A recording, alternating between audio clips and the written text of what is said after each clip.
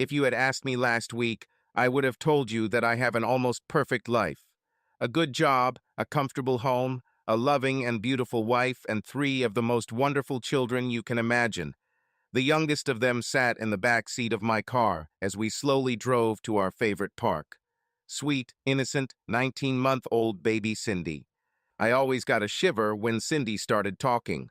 She was just learning, you know.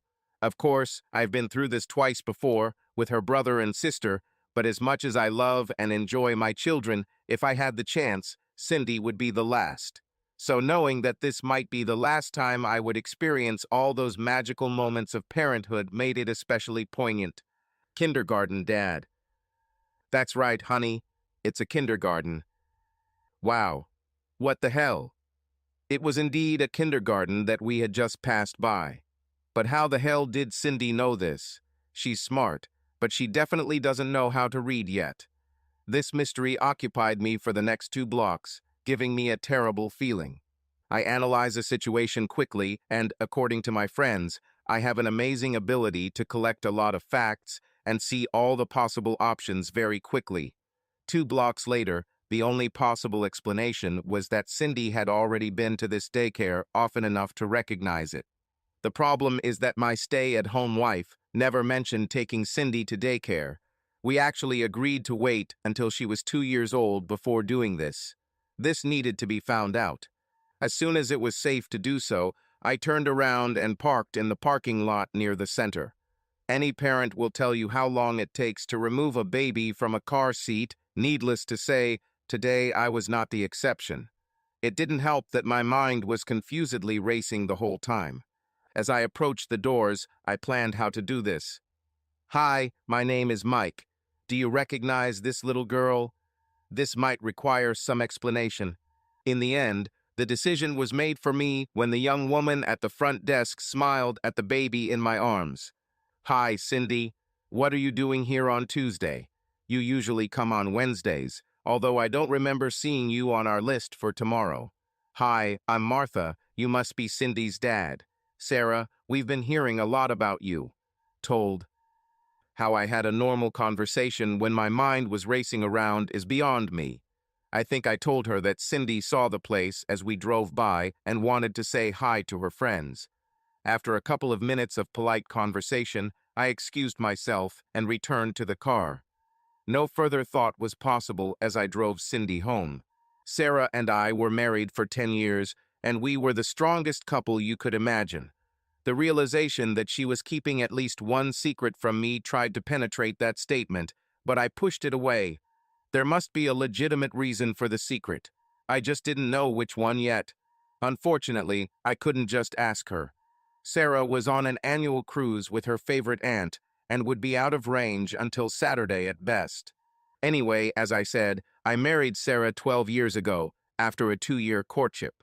We were like 2 peas in a pod, spiritual comrades in the full sense of the word. We were both not overly ambitious, but we knew exactly what we wanted from life, to see the world and have 2 children. So after 4 years of traveling and loving each other, she stopped taking birth control pills, and a few months later, we were expecting a baby. When we met, Sarah was working as a secretary for the owner of an electrical components factory. Shortly after the wedding, the economy took a downturn, and she was asked not to work on Wednesdays without pay. This suited both of us. Life became complete for us when James was born. Sarah happily became a housewife, and I happily became the sole breadwinner, a designer working for a bunch of idiots who couldn't recognize a good idea if it were shoved at them. No, don't go over that again, Mike. One day you will save enough money to open your own business, and then you will give orders yourself. Sarah took to motherhood like a ferret who spots an open trouser hem. We quickly became the happiest family in the area. Well, except for work. We had a small health problem when little James was about 3 months old. It turned out that Sarah was having difficulty producing enough milk. With the doctor's advice and mutual resolution to the problem, we resolved this with a combination of adding formula and a day of forced rest for her. I arranged for Sarah's widower mother to pick up Jamie from mid-morning on Wednesdays to give Sarah some rest. Sarah either stayed at home or attended adult classes. It was then that she resumed her childhood hobby of sewing. She soon became even busier, coordinating the design and construction of the home we ordered. Sarah loved it and enjoyed the opportunity to express her artistic side. She delayed weaning Jamie completely until he was almost 2 years old. A few minor issues delayed the completion of the house, but we were able to move in just in time for the birth of our second child, Jenny.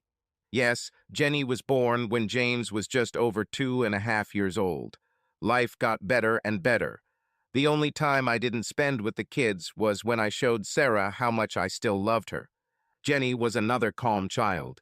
We half expected milk supply problems and knew what to do when they arose. This time, Sarah weaned our little girl completely when she was about 18 months old. When I suggested a vasectomy because we already had 2 children, as we had planned, Sarah surprised me by suggesting we have a third. I resisted, I'll tell you honestly. We made a plan, and the birth of another child would delay its implementation. In the end, Sarah convinced me with easy logic. If 2 perfect children are good, then how happy will we be with 3?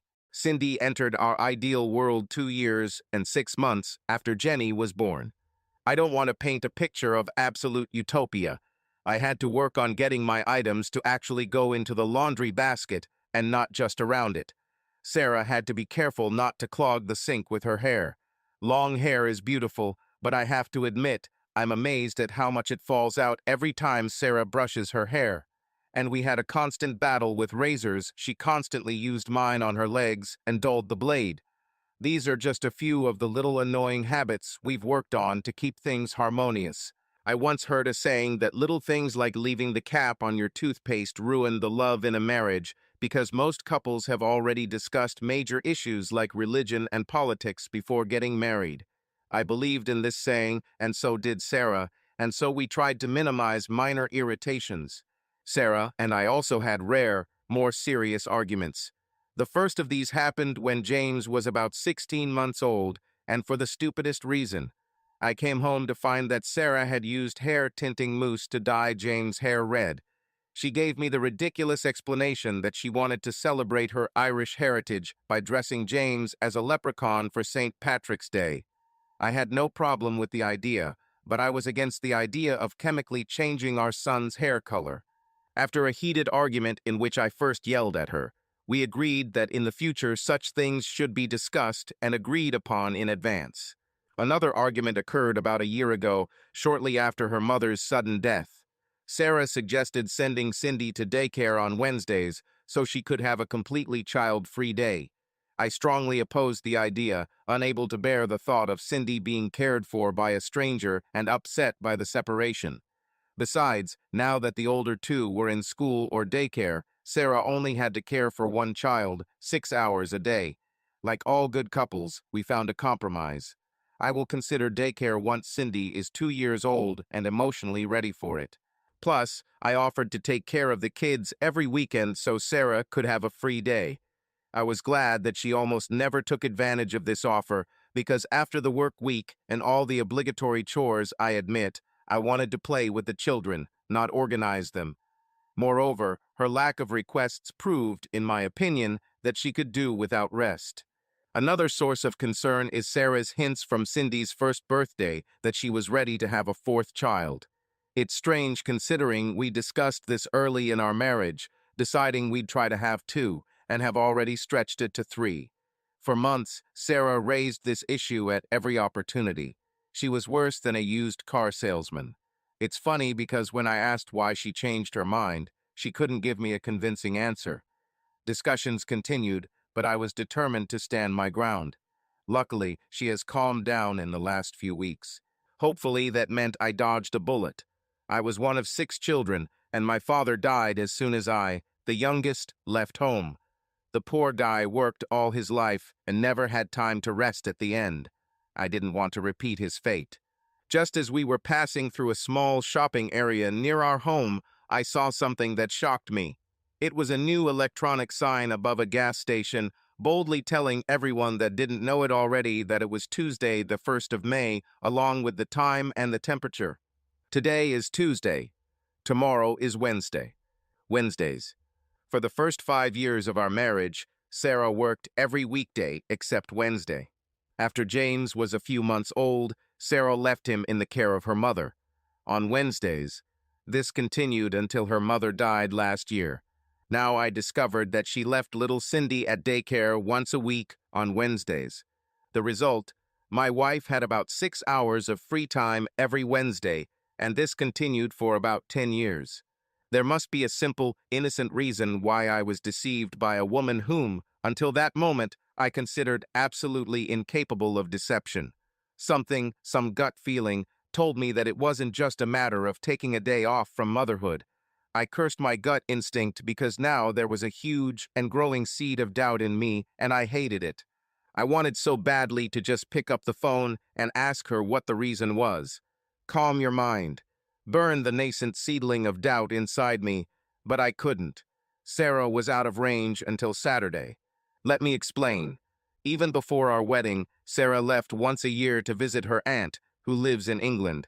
But she did not go to England every time.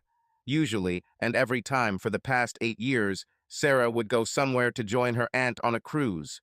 The Mediterranean Sea, the West Indies, Alaska, she has been everywhere. I remember one day I asked her how much it cost, but she explained that her aunt was quite wealthy and was paying for everything. At the time, I wondered if these annual trips were a way to maintain good relations with my aunt and increase the chances of inheritance. Almost immediately, I dismissed the thought. Now I wasn't so sure. When children arrived, she tailored trips around them. She froze the expressed milk and left me fresh jars of formula. Cindy's recent weaning was, in part, due to her current trip. I've never met my aunt, only talked to her on the phone a few times. Was I offended by the fact that Sarah left the family once a year? Hell no. She deserved it. I took that week off and the kids and I had our own fun. Since I work to live and don't live to work, I spent this week playing housekeeper, doing school routes, and cooking dinner. I loved it, so giving up one of my 4 vacation weeks wasn't a burden. Plus, once she recovered from the inevitable jet lag, it was worth all the effort, if you know what I mean. According to Sarah, they should now be off the coast of Antarctica, where telephones definitely don't work. Not surprising. Catch someone in one lie and everything they've ever told you becomes suspect. How did I know she was on a cruise ship off the coast of Antarctica? Because she showed us pictures when she came back and told us stories. This is undeniable, isn't it? There was an easy way to find out. I remembered Sarah calling her aunt a week ago from her home phone. I flipped through his memory and found an English number. Without thinking, I pressed the call again. The call went on for about 6 times before I remembered the time difference. It was about 1 a.m. there. I was about to hang up the phone to minimize my extremely antisocial behavior when the answering machine came on. Hey, you've reached The Simpsons. Pete and I are currently on a cruise off the coast of Antarctica. You can reach us on my cell phone as of May 3rd. It was good, wasn't it? She was actually on a cruise. The problem is that this new shady character is wondering who Pete is and why isn't Sarah mentioned.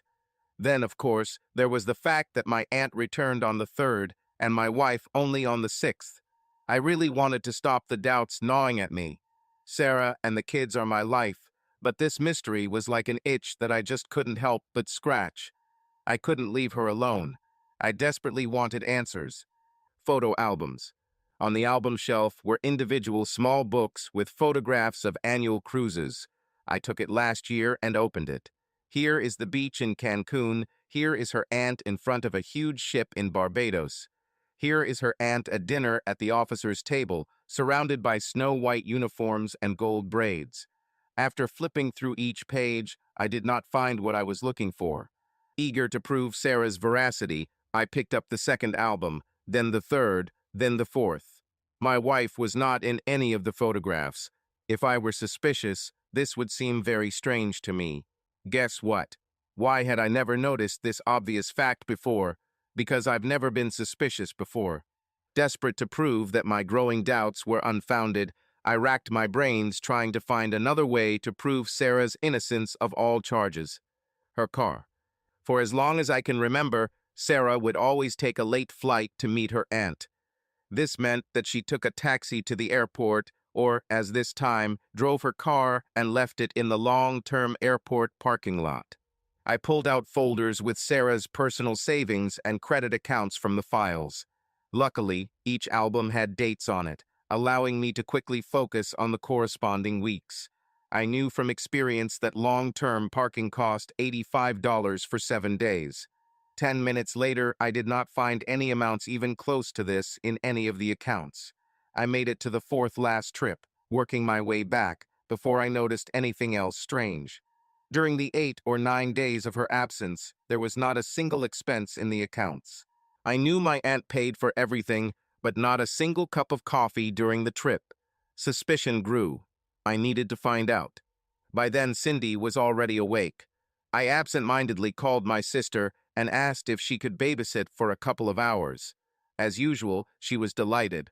I drove the chatty little one away, promising myself that she would never know that she was the reason for the only time I doubted my wife. Hopefully after today, I can erase this from my memory as a slightly awkward episode in a long and happy marriage. I headed to the airport. Luckily, we live in a small regional town. I parked in a short-term parking lot, sandwiched between two long-term ones. Previously, there were pastures for sheep, but now there were cars parked here in rows for hundreds of meters. Choosing a direction at random, I started walking.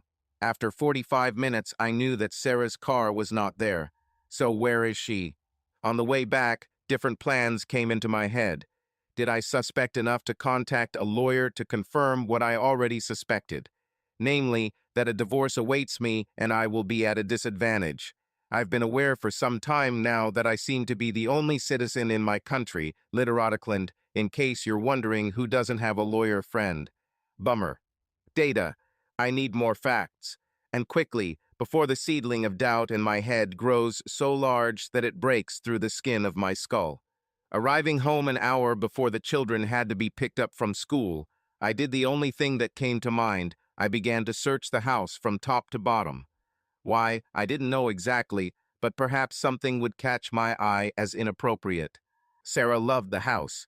She worked closely with the architect on his design and then supervised the builders. Technically, the house was 3 stories high. Built on a slope, the entrance was on the main level, where there was a kitchen, guest room, dining room, main living room, and 1 bathroom. The top floor had a family room, 4 bedrooms, and 2 bathrooms. Because of the layout, there was plenty of space underneath the house for a storage room and Sarah's sewing room. They were accessed from the rest of the house by a steep, narrow staircase. Since the sewing room was the only space in the house that belonged only to Sarah, it was an obvious place to start. By the time I had to leave for school, I knew one thing: there was nothing suspicious in her sewing room. Everything there was standard for a hobby. I even checked the desktop for hidden compartments, feeling a little stupid. Leaving Sarah's sewing room, I looked into the storage room, accessible through a short corridor, but realized that searching it would have to wait until the next day. I noticed that, being a semi-basement, the place was quite dark, even in the middle of the day. I was distracted as I collected my 3 treasures and prepared dinner for them. Not at all like usual. After everyone had gone to bed, I pulled out an old baby monitor, placed it in Cindy's room, and took the portable part and went back down to the lower level. In the pantry, I moved and opened each box. Still nothing suspicious. Back upstairs, I checked on the kids before settling into my favorite chair, staying up late into the night, thinking. The next morning, I was even less cheerful as I dropped off the older kids at their schools and Cindy at daycare. Yes, you heard right. Cindy seemed to like it, so off we went. The other woman at the counter was surprised that we arrived, but checked and said everything was fine. A few subtle questions from Detective Mike confirmed that Cindy was usually picked up around 2:30 and that she had been attending the daycare for the past 7 months. My almost anger at my wife's deception grew and grew. I wondered what excuse she would come up with if Cindy ever mentioned the word kindergarten when I asked her about one day's happiness.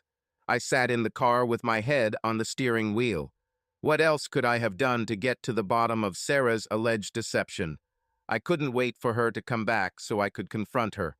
The lack of answers was driving me crazy. I didn't find anything while searching the house. but maybe I missed something. There must be something that explains everything. Having made my decision, I hurried back home. Starting with the guest bedroom, then the master bedroom, I checked every area that could be checked, even before checking for hidden panels in closets or drawers. Nothing. I started my home computer and searched all the directories. Nothing again. Sarah didn't have access to my work laptop, so there was no point in checking it.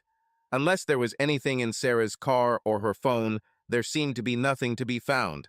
So what is the reason for her hiding the kindergarten? And where is her damn car? Where is my wife, and what did she do on Wednesdays? Annoyingly angry, I still didn't understand. It was only 1:15, so I had time to start the only thing I could think of. Going down to the basement, I started all over again. There must be something I'm missing. This time I actually moved the workbench and checked for any unaccounted space where there could be a hidden compartment. Nothing. I then decided to take everything off the shelves and check in, under and behind each item. Halfway there, I picked up one of those wheat thins, the ones that people stick pins and needles into. One of the needles pricked my finger. Tired from insomnia, suspicious, worried, and very angry, I did something I knew never to do. I lost my temper. Taking a small bag, I threw it at the opposite wall. Well, he pointed it in that direction. At the last moment, it moved in my hand and flew straight towards the bare light bulb. There was the sound of an explosion, and I found myself in the dark. Frustrated by my loss of composure, I sank into a chair illuminated only by the faint light from the doorway. The combination of the small windows on this level and the fact that it was a cloudy day meant the light was dim at best. So is my mood. I stayed in Sarah's chair, partly to calm down, partly to think about where else to look, and partly to get into Sarah's head, trying to find clues. At this rate, I'll have a heart attack before she gets back on Sunday.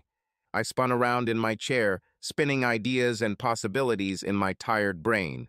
Absorbed, I slowly became aware of a thin beam of light. In fact, it wasn't until I happened to look at my hand resting on the sewing table that his presence caught my attention. It illuminated my wedding ring. Later, the irony of this moment occurred to me. I followed the line of light to a wall made of wood panels with artificial imperfections. I remember Sarah saying that she bought it cheap when we were building the house. The word artificial meant that the wood had defects, including knots. The light came from one such small hole. It was about the size of a milk bottle cap, just above and to the right of the sewing table. I put my eye to it, but other than the realization that there was space there, I saw nothing. As an experiment, I turned off the light switch by the main door.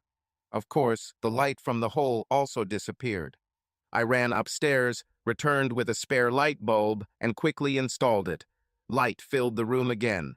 For the next 10 minutes, I pressed, probed, levered, and pulled the wall, searching for the hidden door. Once again, my efforts only resulted in extreme feelings of disappointment. I was on the verge of taking out the tools and completely destroying the wall when one of Sarah's and my favorite movies came to mind.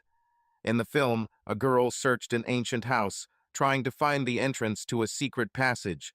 She found the door trigger by sticking her finger into the small hole. My gaze went to the hole. My feet moved towards him on their own. I felt the hole with my finger and found an obstacle at 3 o'clock. It didn't move in or out or counterclockwise, but when turning clockwise, there was a distinct click, and one of the vertical wooden panels at the other end of the room opened a centimeter. My heart accelerated. One moment it was calm, and the next it was beating wildly. We built this house. The only people who could know about the secret room were the architect, the builders, and one other person, Sarah. Sarah, the only one who had the motivation to build the secret room. What was I about to discover about my unsophisticated wife? I knew instinctively that whatever was in that room was serious business. The effort alone to keep me away from the construction site while this project was being built was enough to understand this.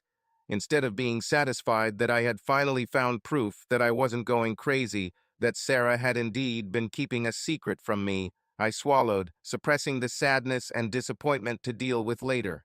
Having sharply opened the door, I immediately saw a connection adjacent to the wall pillar.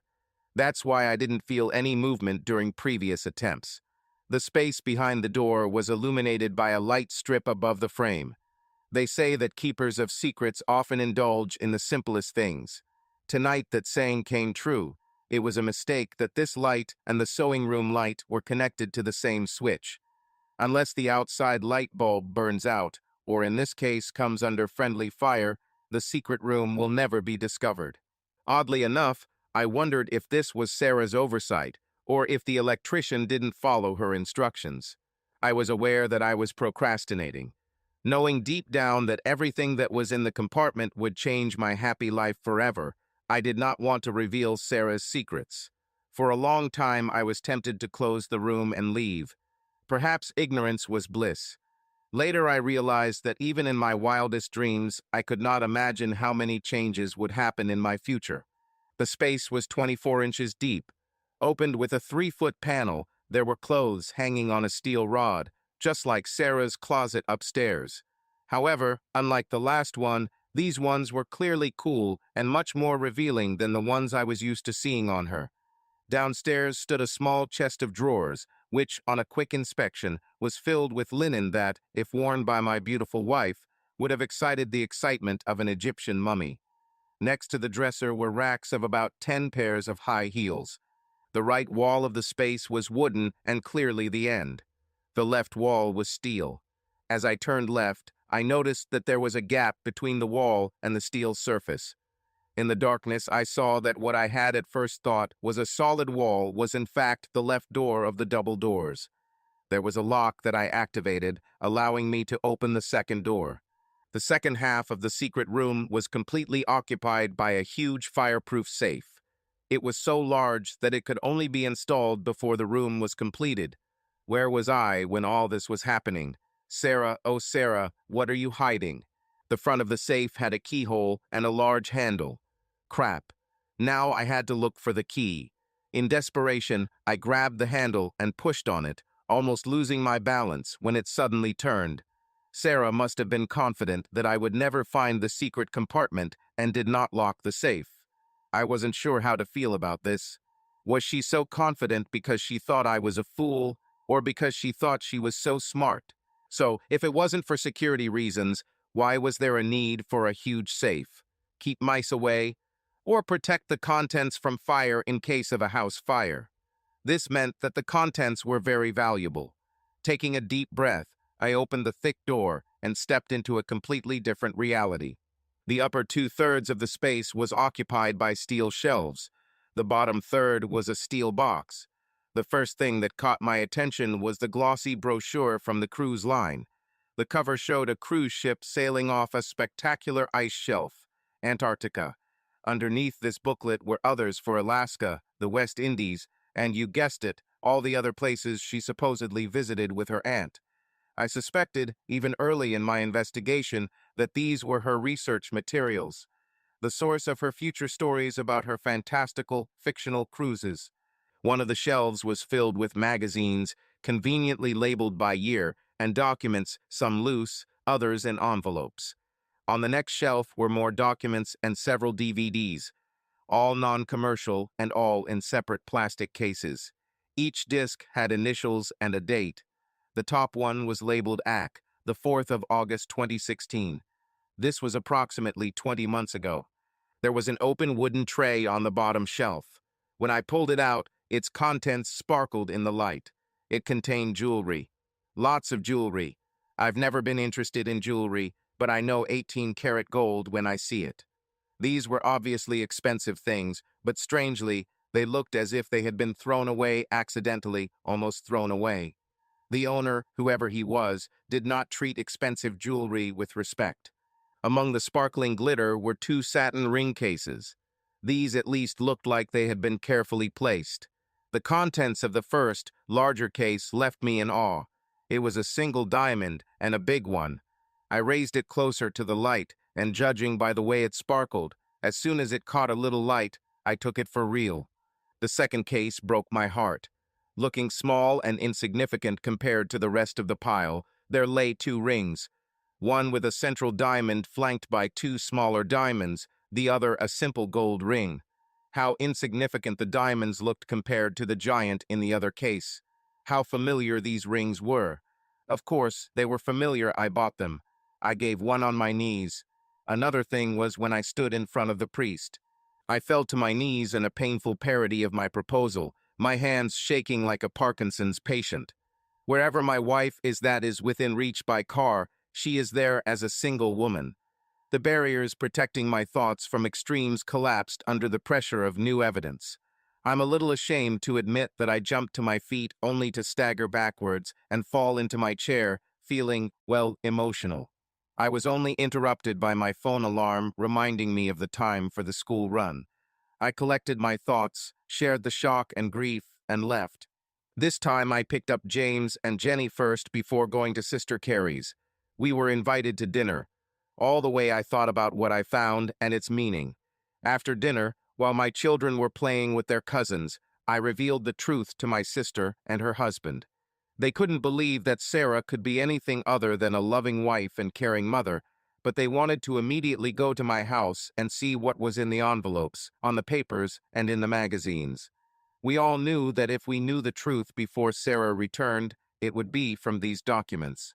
My sister wanted to come with me right away, but I dissuaded her, saying that I needed to deal with this first.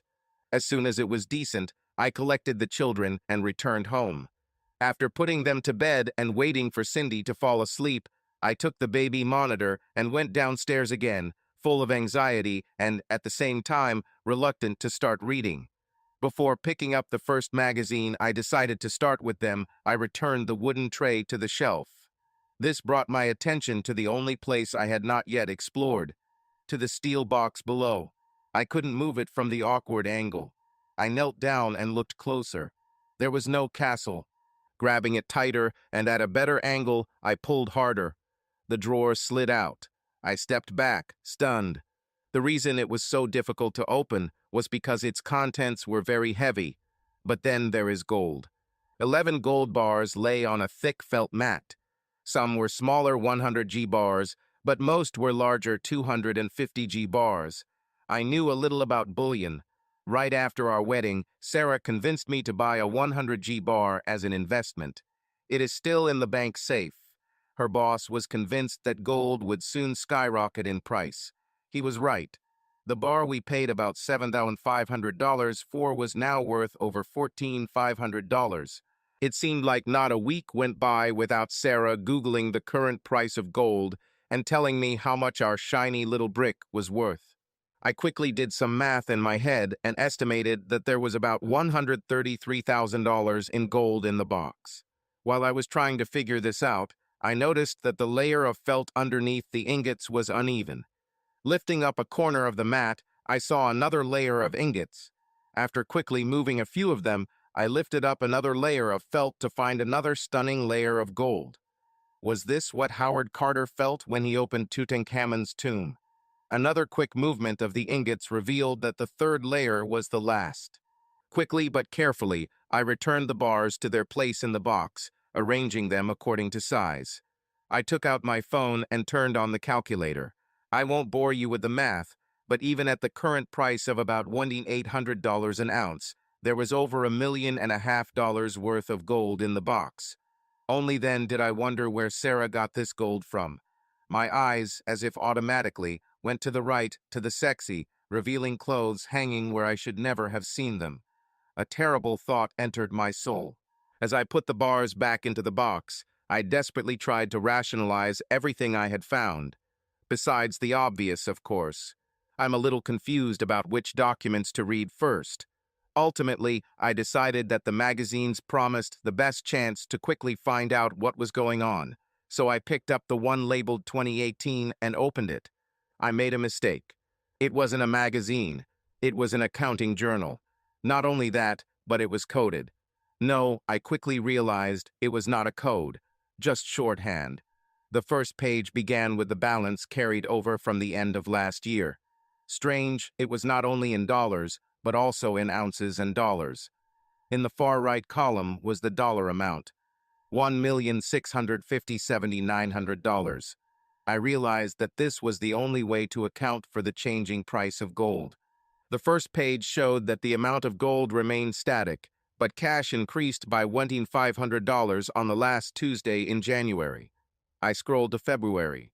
There were 3 cash top-ups of $1,500 each on Wednesdays. January was a holiday, and we spent 3 weeks traveling, only returning for a few days to prepare for the start of the school year in the first week of February. Oh no. March contained 3 editions of $1,500. In April, there were 3 top-ups that became the standard amount, and one for a whopping $20,000. It's strange that the next day there was a withdrawal for the same amount. I quickly flipped through the rest of the book, but it was empty. Inside the back cover were 3 printed of 4 sheets. A quick look at them revealed that they were listing houses or something that was for sale. There were a lot of more important things to read, so I only skimmed through them. Then I picked up last year's journal. This time I only skimmed through it, stopping when I finally saw something in the debit column. 2 things, in fact, in 1 month. The first was at $78.53 and labeled PTRL. All I could think was that it meant gasoline. Fuel for her car? How strange if this is so. The second withdrawal was marked as $125 Ling. I didn't know what that meant. This ledger also contained delivery receipts pasted in. It took several minutes to confirm that these were delivery receipts for gold bars. On the same page as the receipt, of course, the cash amount was decreasing and the ounces were increasing. Most months contained 3 cash top-ups, some 4. The summer months were sometimes reduced to 1 or 2. Out of interest, I scrolled to March last year. 2 replenishments of $1,500 and 1 huge one of $20,000. Next to the last one was written West Indies. You guessed it, it was a cruise destination last year. Quickly flipping through the 2016 magazine, I found a $20,000 edition next to the word Greece, that year's destination. I glanced at the pile of booklets. Sarah returned that year with colorful stories and even a few Greek words.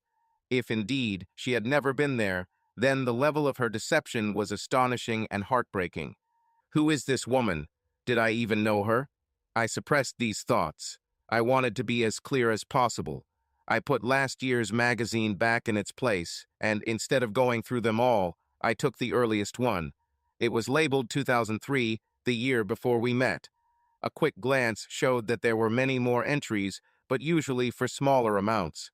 The first one was for $200, but within the first 3 pages, it went up to $600.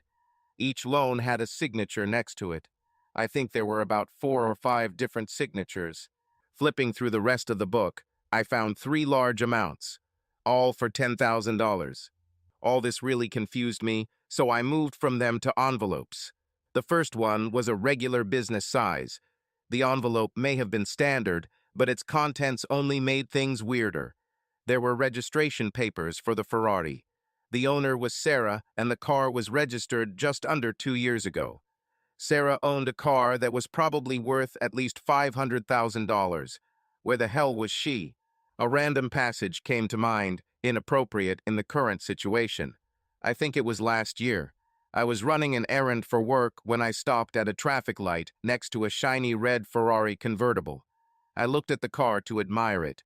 The driver was blonde, wearing sunglasses and a scarf. She looked about my age, but I didn't take a closer look. I was interested in the car. Sitting next to her, his hand on her bare leg, was a much older man who seemed vaguely familiar to me. The words "Daddy" came to mind. I was admiring the long, elegant front of the car when, out of the corner of my eye, I noticed the driver turn towards me.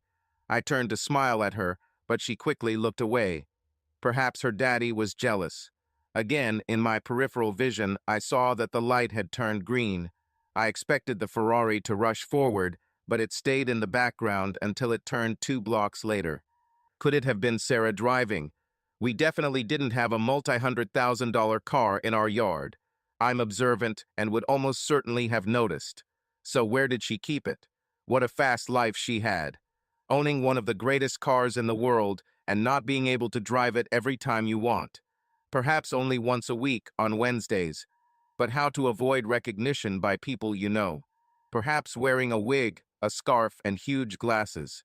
The next envelope was large and thick. It contained cash. Lots of cash. This didn't interest me at all. It's strange that under the envelope there was a booklet about apartments. I knew this place. The first stage of the complex was inaugurated a couple of months ago. Sarah and I discussed it. Apartments with a view of the river were not sold out like hot cakes due to the price. Not much less than 750,000. One of the things I liked, oh my gosh, I have to give her the benefit of the doubt at this stage. Unlike lawyers whose credo is, every man is innocent until proven guilty, I firmly believe in the old maxim, every man or woman is innocent until proven guilty. Where am I staying? I like that Sarah did not aspire to social advancement. She was quite happy with my salary in the low six figures. We could afford one of these apartments over time if it worked. However, this would mean that she would give up her primary role as a housewife. None of us were ready for this, so I could understand Sarah having the booklet, but why was it hidden here? When I returned to the closet, away from the best light in the sewing room, I noticed a folded piece of paper on the floor. It was a blank title deed for an address in an apartment complex. Sarah's maiden name was written in ink in the space provided. At the bottom where the stamp would have been was a rough sketch of the stamp. Whoever drew it clearly had no artistic ability. Next to it was written in the same illegible handwriting as her name. You know what you have to do to get the real one. Maybe Sarah knew. I was, however, puzzled. The next, much thinner envelope contained a simple appraisal report for what was supposed to be a large diamond ring. It was evaluated by a company in a nearby major city. I picked up the large case and looked inside again. Heck, this is what $132,000 or a 5-carat diamond looks like. I already assumed that this was a real piece when I first saw it, but the realization that it could be worth so much shocked me. I returned the ring and papers to their place. As a final thought, I looked at the score again. July 2014. Jenny was only a few months old at the time. Was there any meaning to this? None that I could remember. After moving the stack of desk calendars on the back shelf, I found 2 boxes of morning after pills. The calendars themselves were labeled with the Sarah cycle. In my haste to look at the rest, I didn't think long about their meaning. The remaining documents consisted of envelopes marked with years, which, when examined, contained receipts. I glanced at one. Victoria's Secret, set of bra, panties, and garter belt for pregnant women. We had a similar pile of receipts upstairs. Sarah kept them all in case she needed to return something. All that was left were DVDs. Subconsciously, I knew that they would be Sarah's last chance at innocence. There were 6 of them, 3 with different initials and dated shortly after our engagement. The other 3 were labeled AC. One was dated 3 months before our wedding, the second 7 years later. The last one, as already mentioned, was just under 2 years ago. I looked at DVDs and my watch. Decision time. I was already exhausted after one sleepless night and suspected that the video would contain something that would deprive me of many others, at least for the next year or 2. I had the responsibilities of caring for 3 children. So, after texting my sister asking if I could babysit Cindy the next day, I went to bed. If Sarah's only crime was to deprive me of this time with my family, then she has already committed a big crime. The details of me dropping off the older kids at their schools and picking up Cindy are not important. Suffice it to say that at 5 minutes past 8 on Thursday morning, I was in the living room loading the first DVD into our player. Walking back into the family room, case in hand, heart already racing, I read the label again, SJ September 20th, 2005. I proposed to Sarah in September of that year. Was it significant? I did not know. Further thoughts were interrupted when Sarah's voice came from the TV. I turned and fell onto the couch, my worst fears confirmed not by the images I saw, but by the words she exchanged with SJ.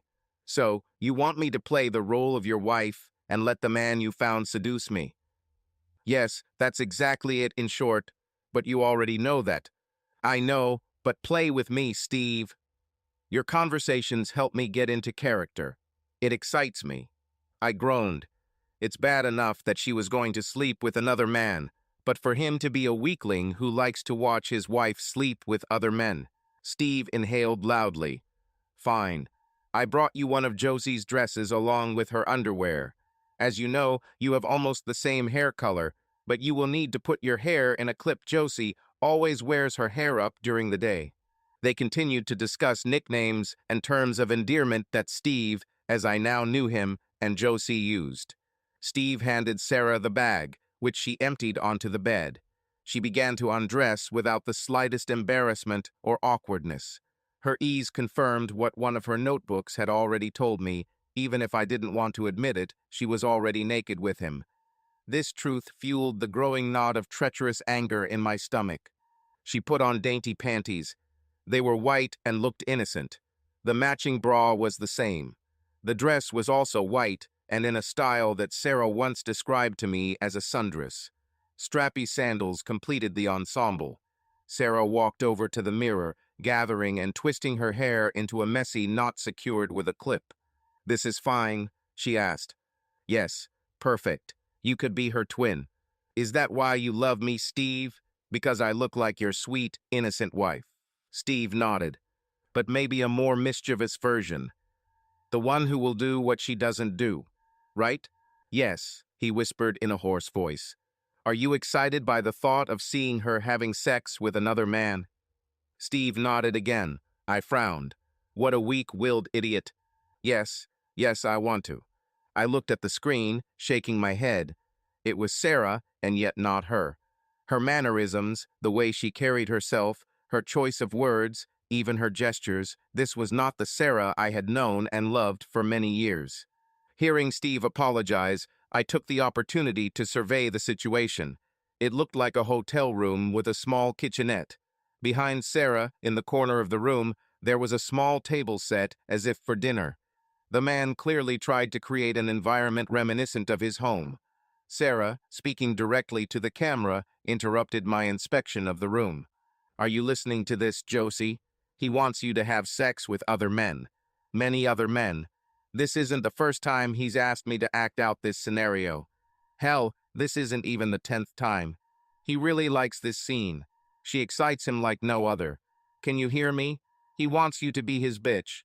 He wants to give you away to strangers, to his boss, to clients, to your neighbors. He's just too afraid to ask you.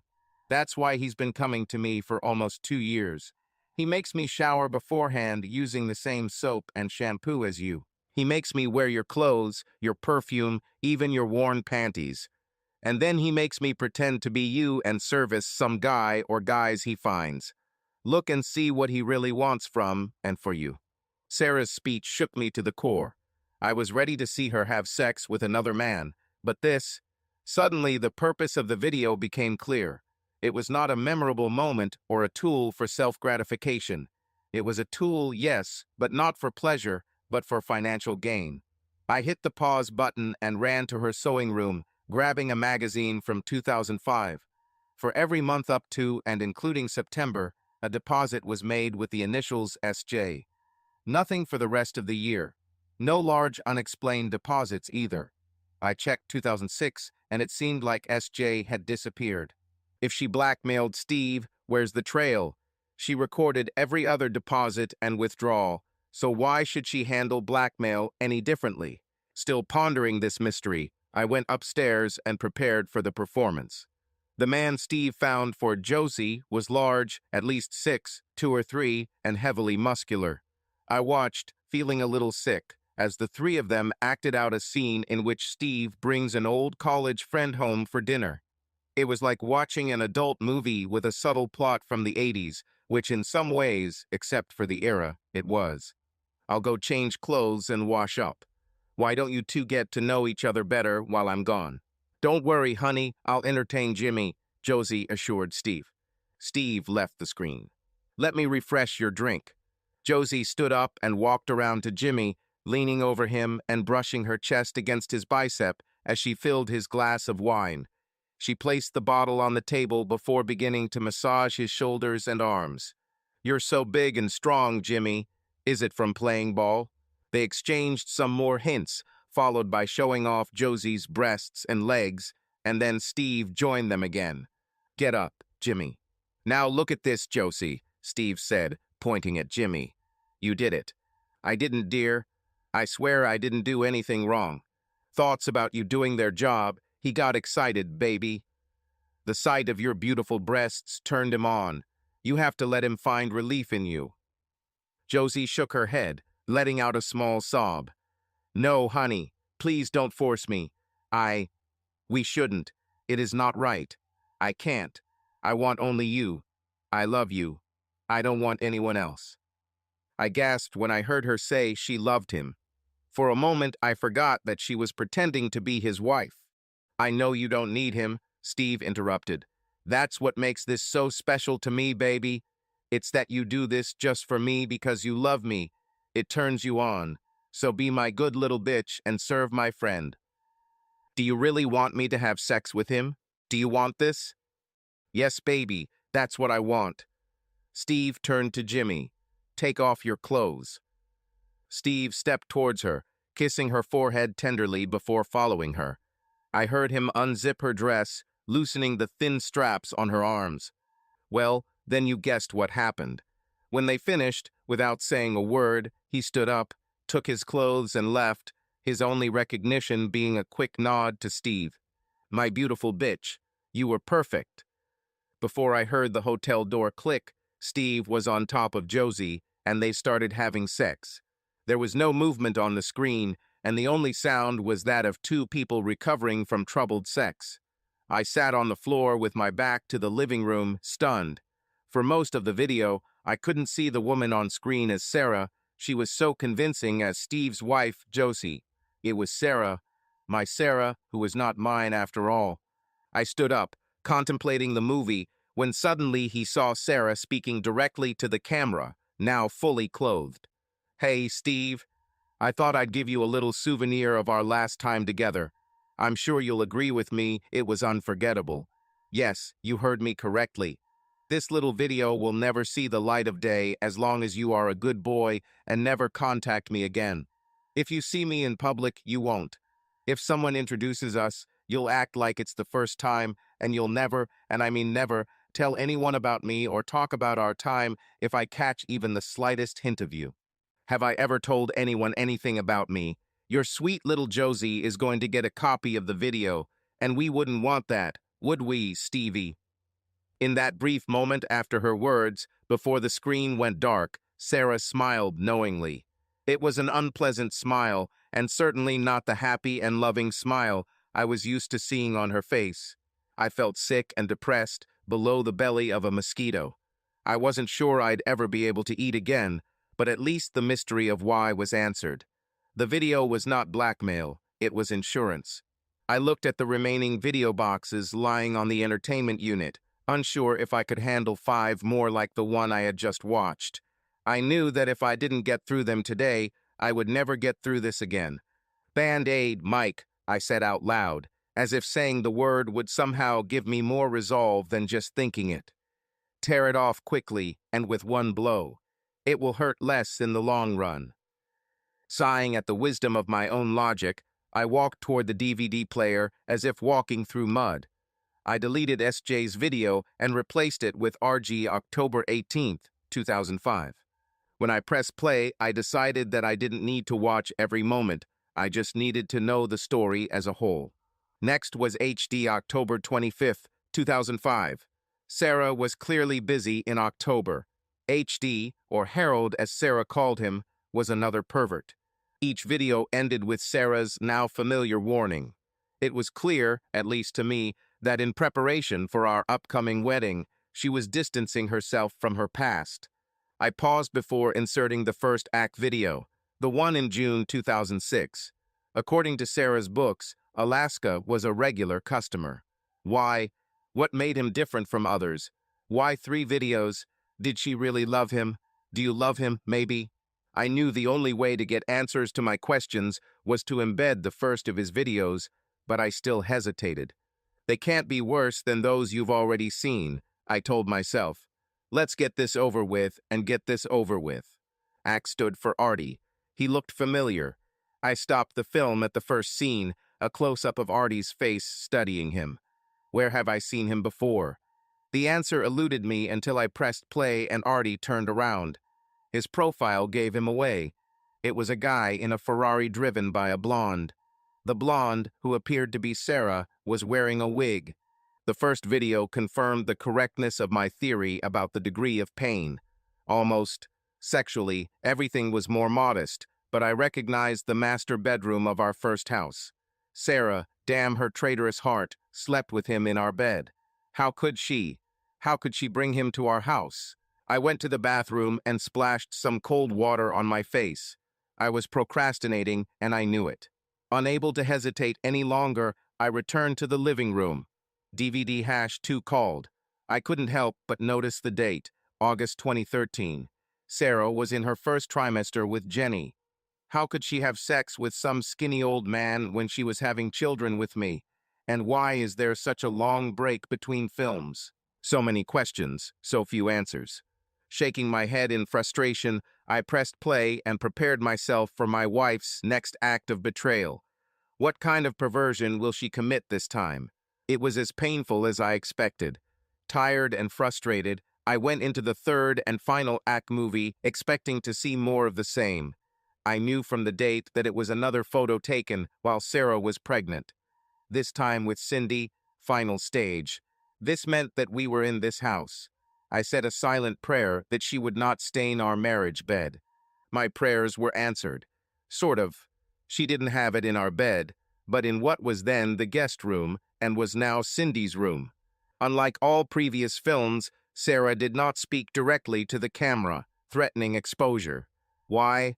As with many things I discovered, I had even more questions than when I first started. When I returned all 6 horror films to the secret closet, certainty crystallized in my shocked head. I married an alien. Without all the evidence I now had, never in a million years would I have believed that my wife was capable of what the movie showed. In a state of trance, I went to pick up the children. My sister invited us to dinner again.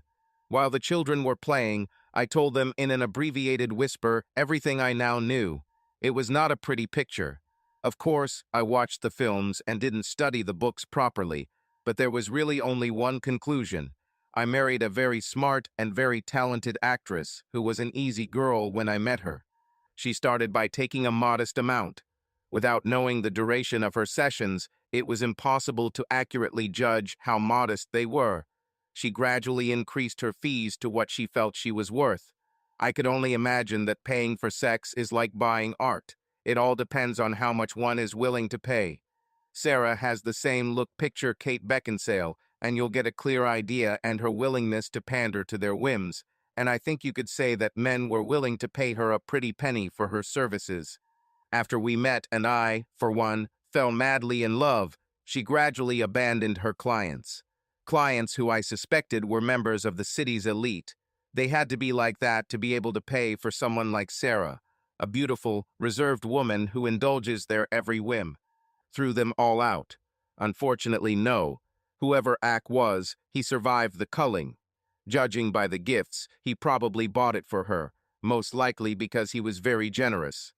If she sells the Ferrari, the diamond ring, and the bullion, she will have a good life. My sister asked a question that I had been avoiding. What was I going to do with all this? Divorce due to blatant dishonesty and being a bitch in the closet was my knee-jerk reaction. The rage at Sarah's betrayal, at her long and ongoing betrayal, crowded out other emotions. They will probably appear later. In a way, I didn't want the intensity of my anger to diminish. Feeling furious was better than feeling heartbroken. Reflecting on modern sister divorce laws has led to a grim conclusion. Sarah will likely keep her secret stash and have a huge nest egg in reserve. During this time, she will live in my house, have custody of my children, and live on my child's support, while probably continuing to have an old sugar daddy. The possibility of being separated from my children was too terrible to consider. I needed to figure out a way to avoid this. This became the only immutable point of my plan. If that meant continuing to live with the bitch, then so be it. It was Curry who brought me back to reality. I assumed I would have a say in my future. What if this is not the case? What was Sarah's plan? With her assets and undoubtedly her contacts, will I have any right to my future? What was Sarah's plan? Was I part of her future in a good way? Or, as I suspected, was Sarah both loving and evil? Did my future depend on which one was dominant? Again, my sister questioned my assumptions. What if it was Sarah who had no resources? In modern society, wasn't it the case that luck favored those who had luck? After all, hasn't it always been like this? In the 21st century, the golden rule is still the same. Whoever has the gold rules. So, after dinner, I accepted my sister's kind offer to spend the night with her and the children, to free me for what I had to do, and to help me study the notebooks more carefully. After the kids fell asleep, we discussed what I was thinking about in the car along the way. Do I need to call her aunt in England to confirm that Sarah never spent a week a year with her? In the end, we decided no.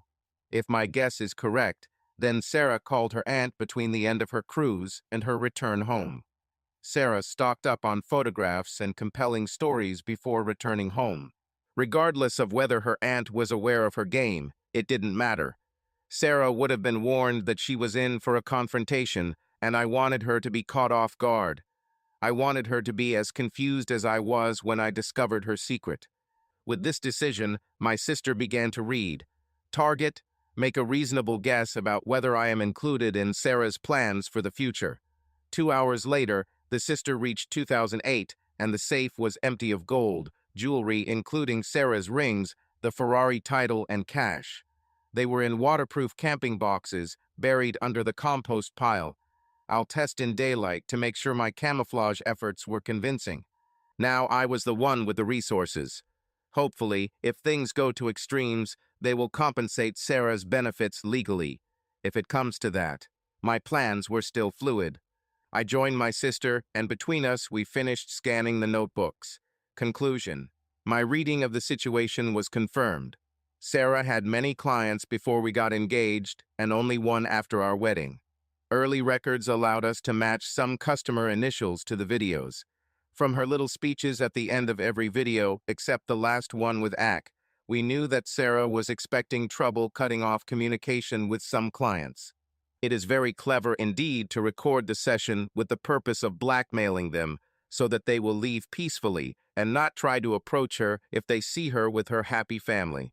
I didn't recognize any of the places on the first 3 discs. She may not have wanted to reveal where she lived to these clients. On the other hand, all 3 act films were shot in our house. Sarah was smart. I couldn't imagine her regularly meeting him there. There's too much chance that the neighbors will notice and tell me, or I'll come home unexpectedly. There was evidence from the 3rd act movie that the guy took pleasure in humiliating me. I could imagine the pressure he put on Sarah to have sessions in my bed. How often has she succumbed to this pressure? We could only assume that Ak knew where she lived, so there was no point in hiding it. Moreover, it is much easier to install a blackmail camera in your home. Keeping only one client, probably due to his generosity, since there was no indication in the last video that she loved him, and if the last video was any indication, perhaps she was disgusted by him. Sarah's secret life continued until now. The length of her deception and betrayal was staggering. It has evolved to charging $1,500 per session every Wednesday.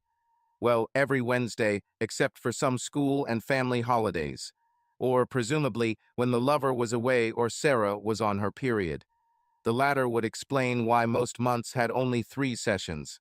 Once a year, we assumed, she would fake a trip to see her aunt and either stay at his house or actually travel somewhere with him. Anyway, it cost him $20,000. The notebooks honestly recorded his payments. Special notes pointed to dates when he gave her a large cash bonus of $100K a month after James was born and a large ring immediately after Jenny's birth. Then the Ferrari when she was pregnant with Cindy. The evaluations of all gifts were carefully recorded. They showed cash withdrawals to buy underwear. Suddenly, the abbreviated notes I saw opposite one withdrawal made sense. VS stood for Victoria's Secret and Ling was short for lingerie. Whether Sarah invested in sexy lingerie to keep her lover's interest or just for herself was impossible to tell.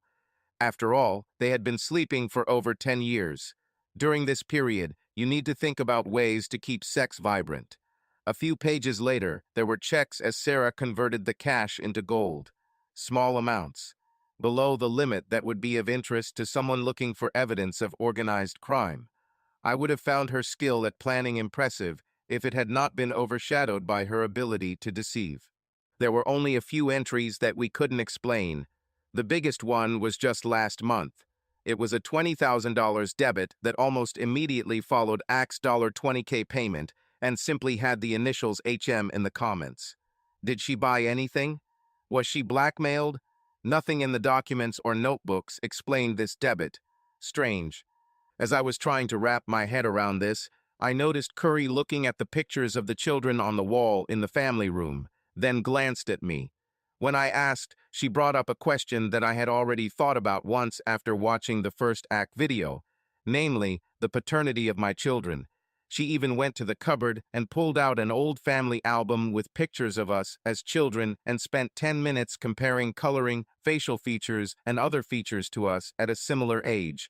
And I was glad that she saw the same family resemblance that I did. This was reassuring because I knew I couldn't trust that I was only seeing what I wanted to see. Suddenly, the importance of morning after pills and tracking Sarah's cycle dawned on me. God bless. Sarah seemed to be doing the right thing for our family, at least in this one aspect. Still, accidents happen. I decided to order DNA and STD testing. With our research on pause, we decided to wait for Sarah to return and confront her. What else could we do? It was Sunday evening, and Sarah wasn't due back until Sunday evening. I was already planning to take Monday off. The sister agreed to look after the children on Sunday and take them to school on Monday. The rest was in the hands of the gods. Before I went to bed, I showed Curry a few clips from one of the act videos. The sister also thought the guy looked familiar, but couldn't remember who he was. What I did the rest of the week is now shrouded in fog. Thank God for the children and their regime. Thank God for their needs and constant questions. They were my anchor. Loving them made it difficult to maintain my anger because as much as my children were a part of me, they were also a part of Sarah. I missed my anger. Anger made things easier to bear. I was distracted and increasingly nervous, but determined about Sunday.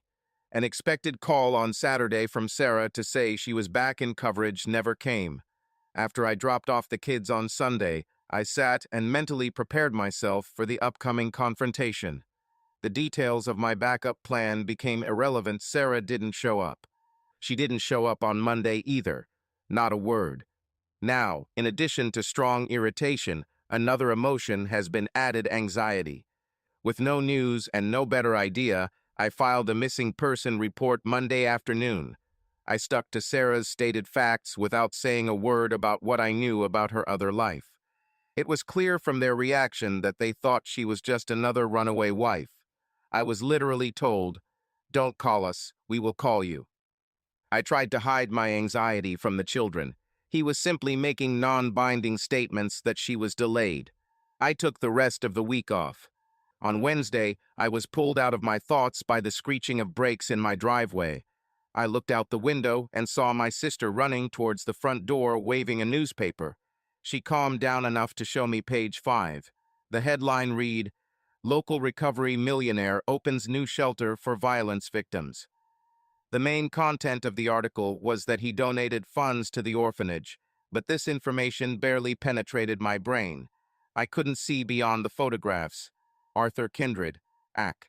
He looked pretty much the same as he did in the most recent video of Sarah, minus the clothes, of course. His wife stood next to him with a sullen expression on her face.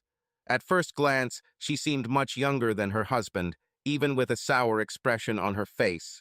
She embodied the stereotype of a bored rich wife, well-groomed and made up to the utmost. On closer inspection, the age difference didn't seem that big. She simply slowed down the aging process with a scalpel and maybe a few injections. She was a beauty, at least in her youth. Now she looked like a withered rose trying to regain the first color of youth. Arthur Kindred was rich. I mean, really loaded. He was also known to hate publicity unless it benefited him. Unsurprisingly, he looked familiar, but was not at the forefront of my thoughts. This also explained Ferrari. Anything less than $1 million was a small change for this guy. He never showed up even when he donated his Gulfstream G550 for joyful flights at the fair every year. Excitement ran through me. Now I have a name. Now I could get the address. And then reality hit me. Of course, I now had a name, but the name left me in a dilemma. This person could be a key source of information about my wife's whereabouts. The only problem was that I couldn't act on this information without telling the police a lot more than I wanted to. If Sarah were a victim of violence, I would automatically be if I revealed what I knew about her lover. In the end, I decided that the only option was to check everything myself. After saying goodbye to my sister and packing Cindy into the car, I drove to Arthur Kindred's house. Kindred's house turned out to be a mansion the size of a small state, protected by closed gates. I parked across the road, wondering if I could see anything over the fence. No. While I was contemplating my next move, a silver Lexus stopped at the opening gate. Mrs. Kindred got out of the car to check her mailbox. I recognized her by her well-groomed, skillfully dyed blonde hair. Cindy, sitting in the back seat, clearly said, "Aunt Jean." Once again, I was overcome with blind rage. This scoundrel's wife knew my daughter. My bitch wife must have brought Cindy here. How deep does Sarah's betrayal go? To what extent were these people sick? Was anything too low for them? I started the engine, crossed the road, and stopped behind the Lexus. Mrs. Kindred turned pale, but stood still. I threw the door open and screamed before it opened completely. "Can you explain how my little girl knows who you are?" I watched as she turned towards my car. Cindy, in her innocence, waved her hand. I watched as the last of the color left Mrs. Kindred's face as she stuttered a response. "This has nothing to do with me. You need to ask my husband." She turned and walked back to the driver's side of her car. "He is here?" I shouted. "No. He left in the morning. He'll be back this weekend. Now leave, or I'll call the police." With these words, and with a strange expression on her face, she drove through the gate, which closed behind her. Her facial expression puzzled me. What was it? Just discomfort? Panic? Anger? Irritation? None of these words fit. Jean Kindred knew more than she said about Sarah's whereabouts. Of this I was sure, but unable to confront her or her husband in a place where they could not avoid me, and having no better plan, I drove home. Cindy confirmed that she had been to the big house many times. I hoped she wasn't visiting her father there. I stopped and bought DNA test kits. The kids might be like me and Curry, but I needed something specific, something solid that I could believe in, because with every new discovery I realized that almost nothing in my life was the same. I thought. To shorten a long story, I didn't return to the mansion over the weekend. It was all over the news that night. The private jet of Arthur Kindred, a local philanthropist and good guy, crashed in a neighboring state. There were no survivors. How could everything be so terrible? When will I get lucky? How will I now find out what happened to Sarah? My only hope is to find Jean Kindred. 2 bodies were recovered from the wreckage. Both are male. It was amazing. I half expected to hear that one of them was female. Relief, anger, fear, and disappointment all intertwined in my stomach. It's terrible when you want your wife to be alive and well and dead at the same time. According to preliminary data about the victims of the disaster, the bodies belonged to Arthur Kindred and his pilot. The plane was heading to Brisbane to refuel and then to Mexico, where Mr. Kindred had businesses. No one was more surprised than me when a silver Lexus pulled into my driveway on Saturday morning. Why did Arthur Kindred's widow decide to visit me now when she had previously avoided me as best she could? I watched her approach and, without turning my head, asked my sister to take the children to play in the backyard. Carrie didn't even ask why. She simply gathered the children and took them out the back door. The sound of the door closing coincided with the doorbell ringing. With every step towards the door, new possibilities arose in my mind. She came to tell me where Sarah was. That Sarah had met her maker. Maybe she wanted to know how much I knew. By my silence, I wasn't sure how I felt about any of these options. "Mrs. Kindred, to what do I owe this honor?" "Mike, I'm sorry to be so forward, but I never knew Sarah's married last name. Do you mind if I come in? I have a few questions I'd like to discuss with you. My response was to step aside to allow her to pass. She did so, her heels clicking on the polished floorboards. She stopped where the corridor opened, waiting for me to show her the direction. I gestured to the left, into the living room. Make yourself at home. May I offer you something to drink? A glass of water, please. I poured myself one while I was in the kitchen. After handing her the glass, I sat down opposite her. She took a sip, carefully placed the glass on the coffee table, and straightened up. Taking a deep breath, she met my gaze. Her gaze was determined and with something else that I couldn't identify. You're probably wondering why I'm here. You said you had some issues you wanted to discuss. She smiled awkwardly. This is true. I waited, holding her gaze. She cleared her throat, then laughed nervously. If you had told me as a newlywed that one day I would be sitting in someone's living room having the conversation I'm about to have with you, I would have called you crazy. I smiled. It didn't reach her eyes, but I decided that showing friendliness might help her get to the point. May I assume from your visit last week that you are aware of Arthur's relationship with your wife? I nodded, not wanting to reveal the extent of my knowledge. I was more interested in how deeply she knew. Did you kill my husband? The rudeness of the question shocked me, and my mouth fell open. I quickly recovered, and my answer was harsh with anger. Listen, lady, your husband died in a plane crash. Yes and no. I raised an eyebrow, determined to control my reactions. Yes, the plane crashed, but not due to mechanical failure or pilot error. They found traces of explosives. Don't ask me how I know that. It's, unofficial. He was killed. This time I kept my reactions under control. It was complicated. Murder. I felt my life spinning out of control. Panic fought with indignation. Indignation won. And what does this have to do with me? Well, you could say that the discovery that your wife had a long-term sexual relationship with my husband could be a motive for murder. The same could be said about you. Crime of passion and all that. Add to that the fact that you are on the verge of an inheritance, and I would say that you are probably suspect number one. It seems to me that the purpose of your visit and your question is to distract me from these thoughts, to stop me from going to the police with such a theory. She pursed her lips. I've known about Arthur and Sarah for years. Why would I kill him now? Maybe you finally had enough of it. Maybe they did something that was the last straw. Maybe you found out he was going to divorce you. Maybe you were biding your time. Maybe you decided that you suddenly have a scapegoat. I don't know. Jean Kindred snorted rather unladylike, but underneath her bravado I noticed a slight worry.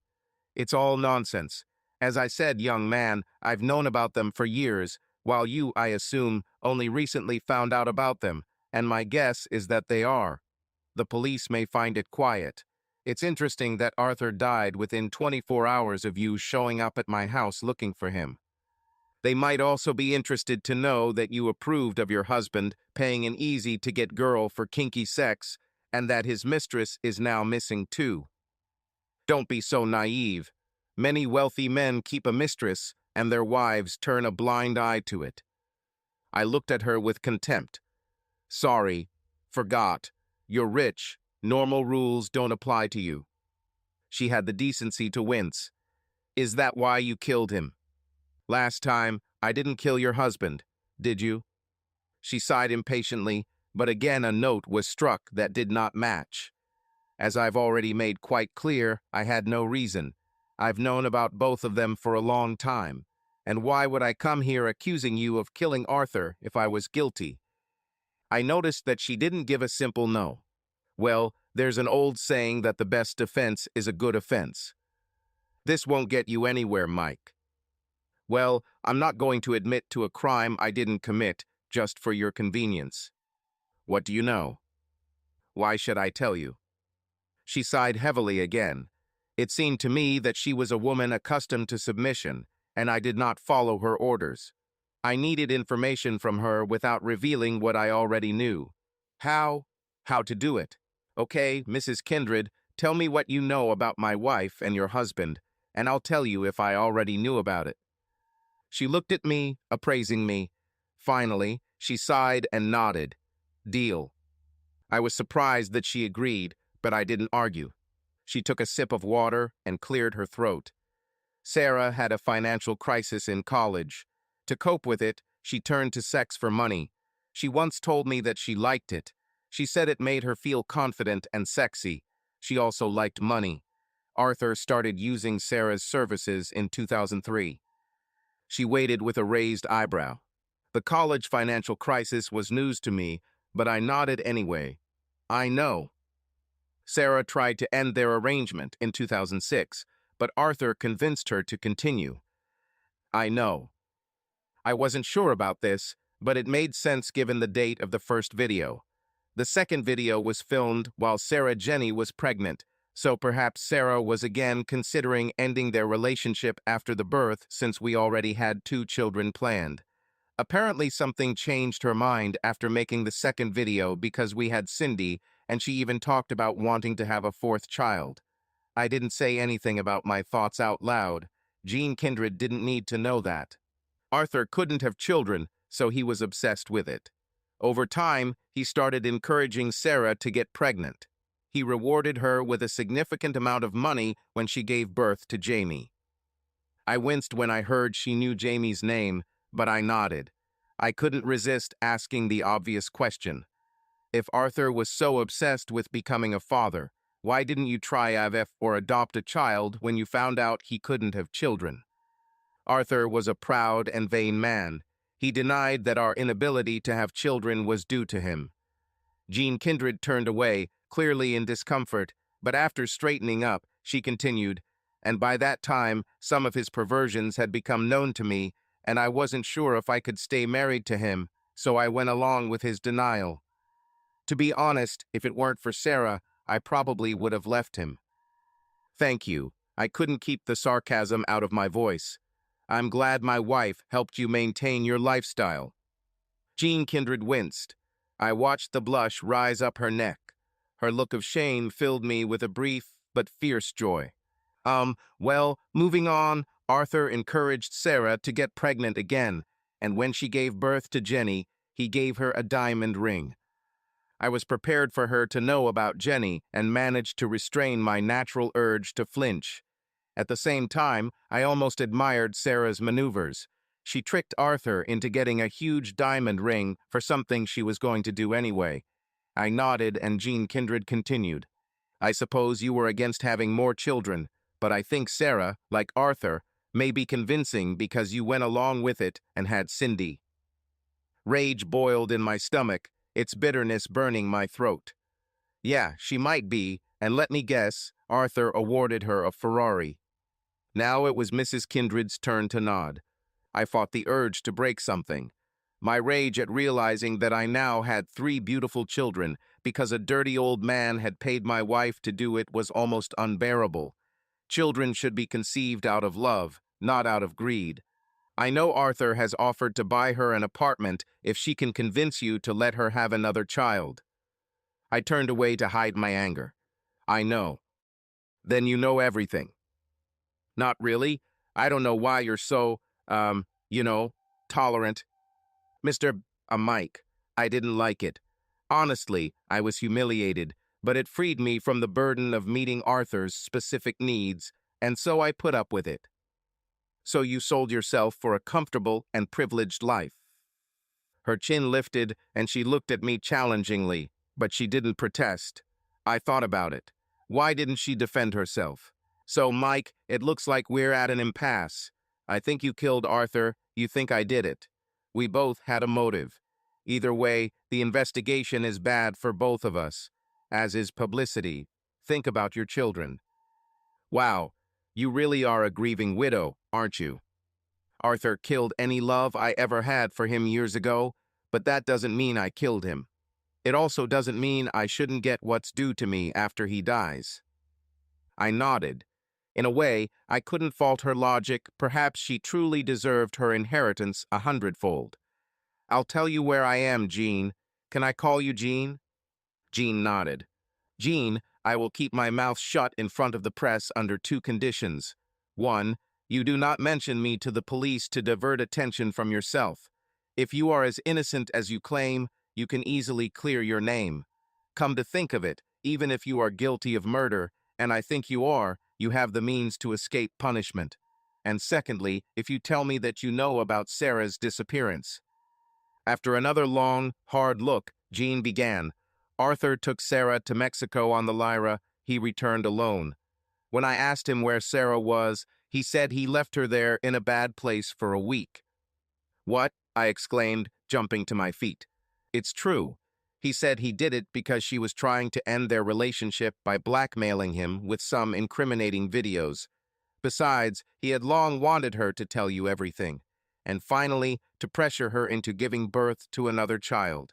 He laughed, saying he was killing two birds with one stone. He was on his way to Mexico to pick her up when his plane was shot down. What? Involve me? Why, obviously, he didn't know me well. What would stop me from going to the press and exposing him? This answered the question of why Sarah had a photo of us in the guest room. I could easily imagine Arthur Kindred pressuring Sarah to have sex in our marital bed, and since this was our dream home, she probably resisted, and they reached a compromise in the form of a photo of me or us in full view in the guest room. Why, I think. He always said that after the first 50 million or so, money becomes meaningless. From then on, it's all about power. What's more powerful than using your influence to screw a guy's wife away? Him in front of him, knowing that he was powerless to do anything. An added bonus was that he could enjoy Sarah whenever he wanted, without having to hide. As for how to ensure your silence, he thought of offering you $1 million. We'll buy your silence and consent to a fourth child. Just as most men are motivated by money, he thought it would motivate me too. Yes, he believed that everyone has their price. I see, my wife was, I muttered angrily, and then frowned, unhappy that I had opened my anger to someone like Jean Kindred. I cleared my throat, trying to keep my voice calm and steady. So why go to such extreme measures when she was trying to finish? With his wealth, why not just offer Sarah more money or toys, or find another woman? Jean turned away, clearly weighing her answer. I knew she had made up her mind when she sighed, looking resigned. As much as it's hard for me to admit it, he loved her in some twisted way. I'm sure you don't need to list all of Arthur's perversions, but did you know that he even deluded himself that the children were really his? I collapsed into a chair. It was too much. I don't know what I expected, but it certainly wasn't this. It was too incredible, too unrealistic. A place for sex, Mexico. It was cliché, like something out of a movie. Oh, don't look at me like that. They were ordered not to touch it, or allow anyone to touch it. She was there to get a glimpse of what awaited her if she didn't comply. My husband could be quite ruthless at times. Remember our agreement, Mike. No press. All I could do was nod. Words failed me. Okay, I'll leave on my own. With every thumping step Jean Kindred took as she walked away, I winced. They were like nails in the coffin. My coffin. Before her visit, I was hurt, confused, angry, disappointed, and upset. Now I was in purgatory. Jean Kindred confirmed all my suspicions, confirmed my worst fears. When the door closed, I lowered my head. My fate was sealed. I can never forget Sarah's deception, her long list of lies. Never again will I be able to live in blissful ignorance of her constant betrayal. Never again will I be able to believe that she loves me unconditionally. Never again will I be able to tell myself that she is mine, just as I was hers from the first kiss. Never again can I be sure that she is for me, that she is my support. Always, from this day forward, I will have doubts. I'll have questions for the rest of my life. Every moment together, every conversation, every whispered word of love, every promise. How much of this was real? How much of this did Sarah play a role in? I will never know, and it breaks my heart just as much as her betrayal. Hearing my children's carefree laughter made me look up. No matter how I felt, they needed me. I had to stay strong for them. My grief had to wait. I stretched my neck from side to side to ease the tension, trying to concentrate. Why did Jean Kindred feel the need to talk to me?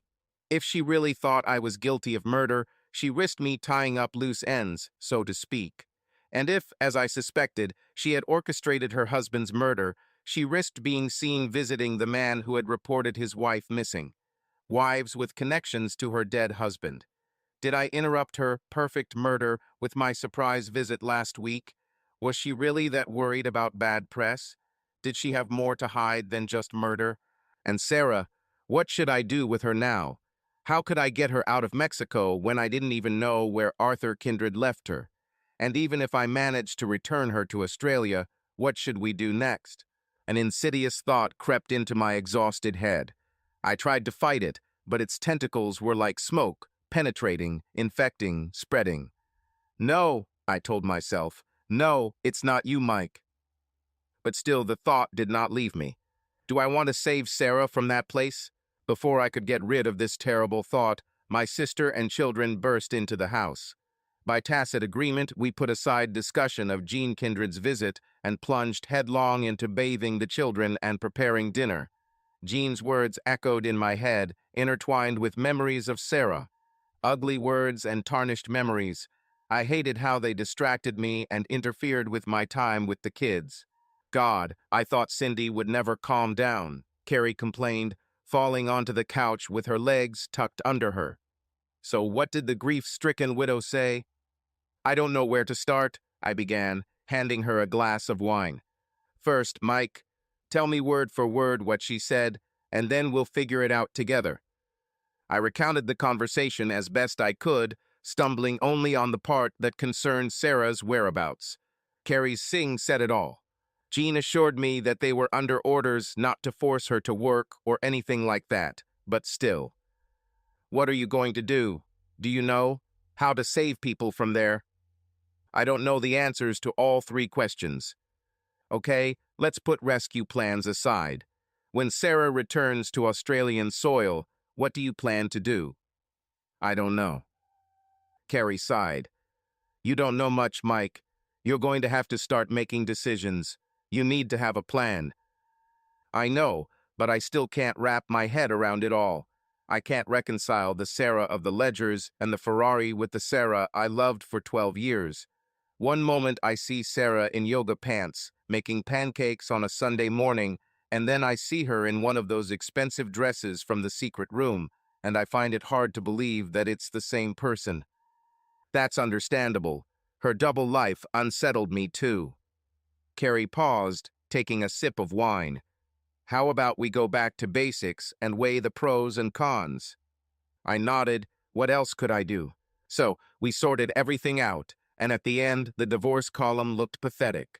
There were, of course, some big points there, such as trust and betrayal, but I had to admit that pride and ego also had their place. The anti-divorce column had a lot of material things like losing 60% of my assets, paying alimony, paying child support, having to live in a tiny apartment, but it paled in comparison to the emotional items. How could I live, seeing my children only on weekends? How could I bear not seeing my children every day? I loved reading fairy tales to them. I loved putting them to bed when they were sleepy and cuddled, smelling of soap and innocence. Even if I revealed Sarah's secret life to the court, there was a high probability that they would still give her custody. I can't believe what I'm about to say, but well. Just say it, sister. Have you thought about not saving Sarah? What? I looked at Carrie as if she had grown a second head. She was usually the epitome of kindness. I couldn't believe that she gave voice to my old thoughts. Is this no worse than what she did to you from the very beginning of your acquaintance? She cheated on you from the very beginning, lied to you every day that you knew her. As far as I understand divorce laws, if she doesn't come back in 2 years, then you can annul the marriage, or maybe it's still a divorce based on abandonment. So you won't lose everything you've earned, and your time with the kids won't be cut short. Leaving her in Mexico is that much worse than what she did to you all these years. You can always ask Jean Kindred to make sure Sarah isn't touched. Would that be worse for the kids than a divorce? I sipped my wine, rolling Carrie's words over in my head. Even knowing the length and breadth of Sarah's deception and betrayal, and even though Carrie's words made sense, could I do this to Sarah? Could I have left her in Mexico? I turned my head to the side and looked at the clock radio. The display glowed a ghostly green. 12:27 am. I sighed and rolled over, turning my back to the painful numbers. Sleep did not come. Carrie's words kept repeating in my head. She cheated on you from the very beginning. Have you thought about not saving Sarah? Will this be worse for the children than divorce? Sarah hurt me terribly.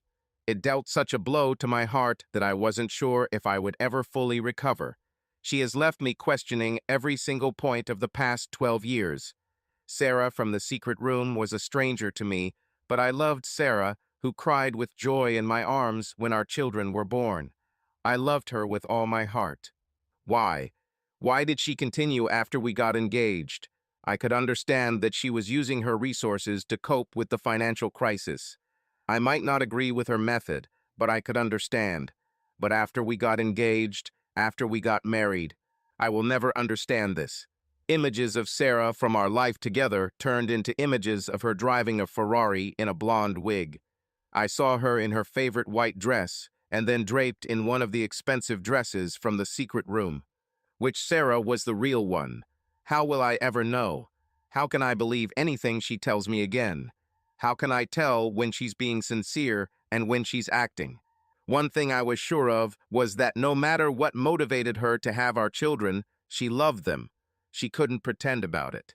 Not knowing who my wife was, what her intentions were, where my children and I fit in, tormented me. I should have known. There must be some way to find out. Something was bothering me. I couldn't figure out what, but I knew it was in a secret room. Without thinking, I sat down and put my feet on the cold floorboards. With the baby monitor in hand, I went to Sarah's sewing room. I started on the envelopes and loose documents first. I didn't know what I was looking for, but again I trusted that I would know it when I saw it. Then I took up the books, taking the most current one. In my haste to open it, I dropped the loose pages from the back of the book onto the floor. I was going to ignore them, but instinct made me look down. The words caught my eye. For sale. Designs for life. A graphics studio in the city center is looking for a new owner. My brain began to frantically count. She was going to use at least some of her ill-gotten wealth to buy me my own design studio. She continued to sell herself for me. I might not agree with what she did, but she did it for the sake of her family. I fell to my knees. My eyes stung from tears. I had a place in Sarah's future. She loved me. A flood of love and relief filled my veins. Jean Kindred's words echoed in her head. He did this because she tried to end their relationship with blackmail. Sarah tried to finish it. She must have thought she had earned enough for us. How she was going to explain the money to me remained a mystery. Perhaps an inheritance from an aunt or even winning the lottery. Regardless, she wanted to get out of it. Whether our marriage would survive or not was still a big question mark. How will I ever get the images of her with clients out of my head? How can I trust her again knowing her acting skills? She was able to deceive me for so long. But despite all her terrible misdeeds, she did not deserve the fate she was now experiencing. I had to save her. I had to get her out of the brothel. I prayed that Jean Kindred knew where Arthur left Sarah. In the case of Shaw v. Shaw, I find in Mr. Shaw's favor and grant a dissolution of marriage for abandonment. Mr. Michael Shaw retains custody of all 3 children, as well as 100% of the marital assets. The rest of the judge's words fell silent. Everything was done. I was no longer married to Sarah. I was a free man. I was not filled with a feeling of victory or satisfaction, only sadness. I looked over my shoulder at Carrie. She smiled encouragingly. When the children were securely in bed, I poured myself some port and sat down on the veranda. The night was beautiful, but I barely noticed it, immersed in the past. I leaned my head back and closed my eyes, the same questions running through my head as they had for the last 2 years. Did I make the right choice? Did I even have a real alternative? What kind of life did I condemn Sarah to? I shuddered, remembering that night. The night of my epiphany regarding Sarah's motives. I went to bed feeling relieved, but was awakened by the light of a flashlight shining in my face. I replayed the scene in my head. At the end of the world, I saw a man dressed completely in black, with a balaclava hiding his features, sitting on the edge of my bed. He was pointing a gun at me. I looked at the tip of the silencer inserted into the barrel. "Hello, Mr. Shaw. Great place you have here." The discrepancy between his words and the gun in his hand made me numb with surprise. I was sure that Jean Kindred had decided to take me out of the equation, as well as Sarah and her husband. This realization made me almost shit myself, convinced that I was about to meet a grisly end. My first thought was for my children, and without hesitation I began to beg for their lives. "Please don't kill my children. They don't know anything. They are innocent in all of this. I'm not here to kill you or your children, or at least not yet, Mr. Shaw, or can I call you Mike?" I nodded, slowly and carefully rising to a sitting position. I was confused. Why is he here if not to kill me? "So, Mike, tell me, where is that hot little wife of yours?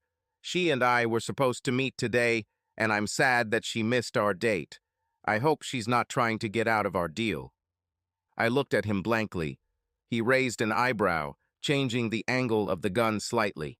"I don't know where Sarah is. She disappeared over a week ago.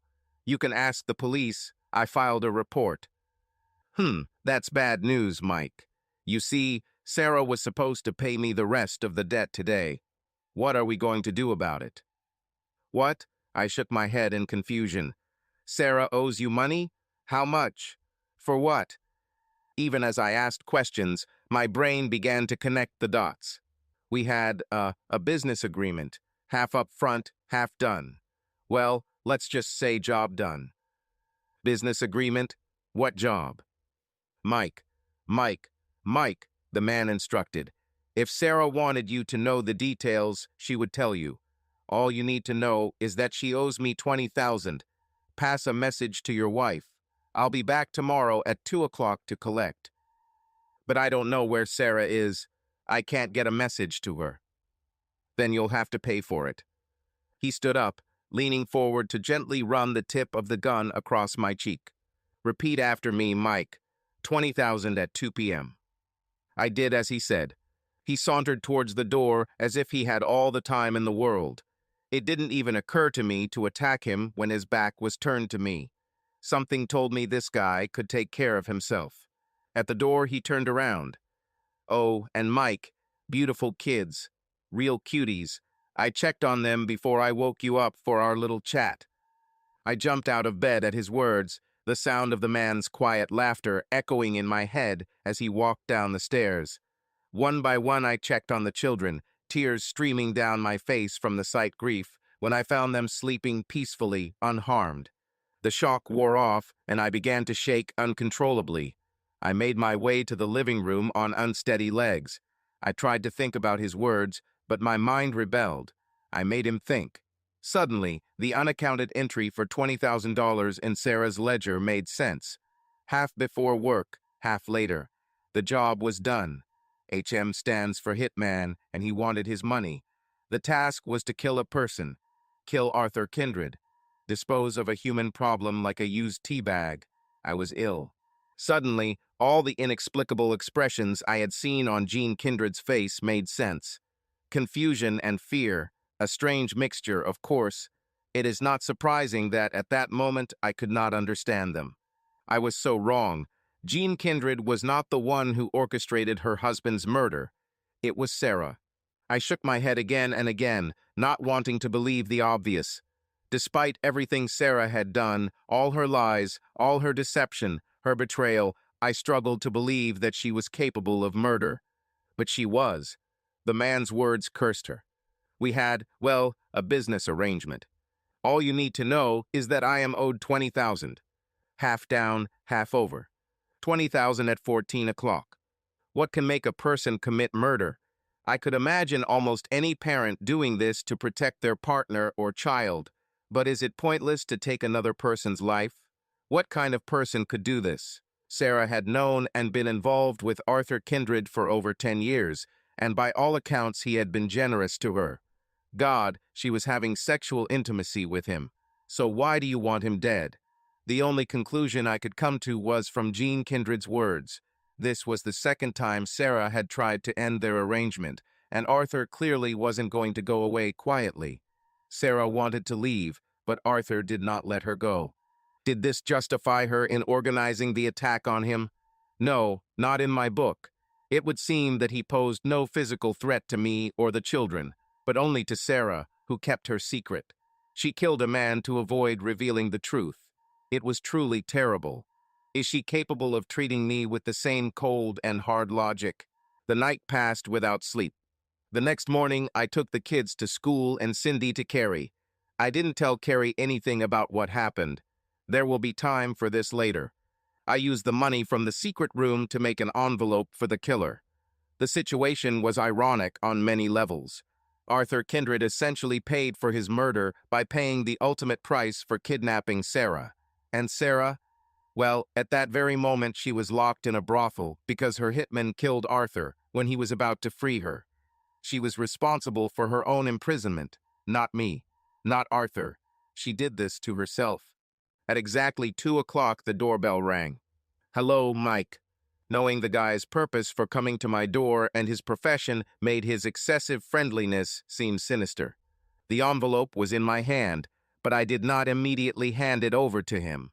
With my heart pounding, I asked the question that had kept me up all night. How do I know that once I pay you what Sarah owes you, you won't come back again? His face of surprise, followed by hurt, gave way to his fake smile. I'm a professional, Mike. Sarah and I had a business arrangement, and as soon as you hand over this envelope, our business with each other will be completed.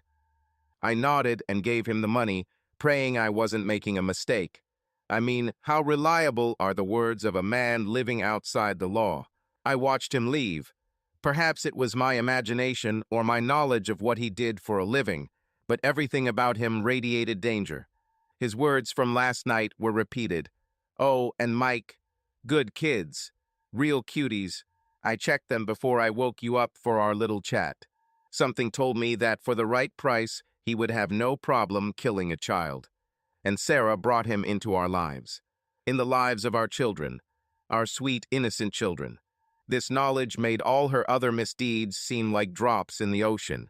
No matter how terrible her years of lies were, no matter how painful the knowledge of her betrayal or the torturous images of her having sex with other men, they pale in comparison to the fact that she risked her well-being, the very lives of our children. It was unforgivable. At that moment, I realized that my decision was made for me. One of my most important jobs as a father was to protect my children. The horror was knowing that I needed to protect them from their own mother. Sarah committed a crime for which, if caught and tried by a jury, she would have been sentenced to life in prison. Because of something as simple as bad timing, she trapped herself in a Mexican location for about the same amount of time.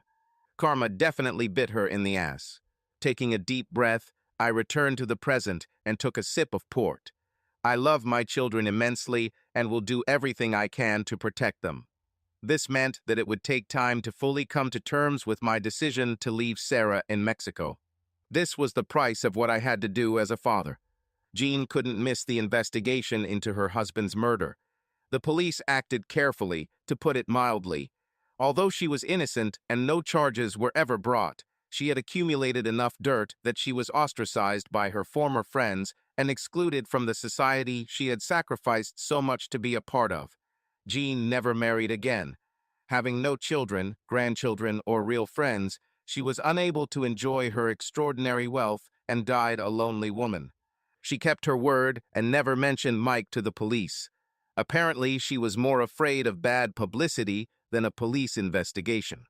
After a 2-year investigation, police concluded that Arthur Kindred was killed by Mexico's Cortez cartel for running a shelter for battered wives and unmarried mothers, where many of the wives of lower-ranking cartel members had fled.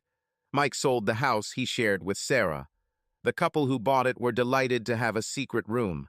Mike took great pains to show both opening mechanisms.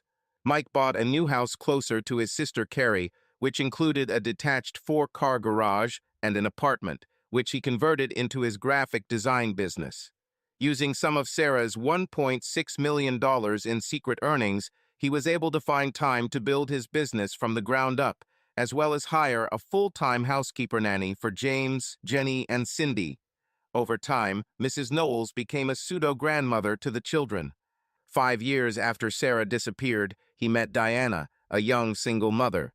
The beginning of their relationship was rocky as they each had a lot of baggage, but through persistence they finally found love, peace, and lasting happiness with each other.